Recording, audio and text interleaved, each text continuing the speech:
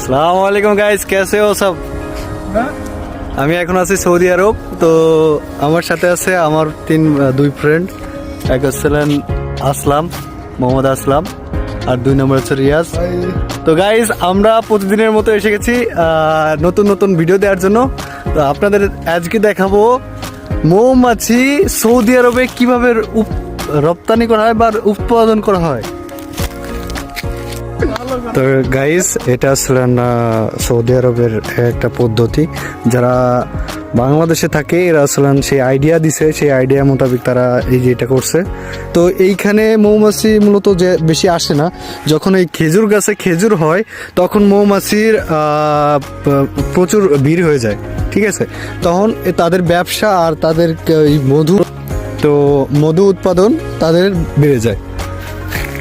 তো আপনারা যদি পরের ভিডিও চান, পরের ভিডিওতে আপনাদের এইটা আনবক্সিং করে দেখাবো এটা কিভাবে বানাইছে সৌদিরা।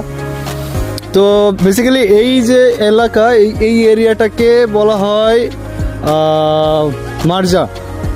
মারজান বলা হয়, মারজা, যেটা আসলে খেজুর গাছের ঢের। সাধারণত রিয়াজ ভাই এটাকে আমরা খেজুর বাগান বলে থাকি, কিন্তু তারা বলে মারজা। তো রিয়াজ ভাই আপনি কিছু বলেন এই সম্পর্কে। তো দর্শক, রিয়াজ ভাই লজ্জা পাইছে, তার অভিজ্ঞতা একটু কম।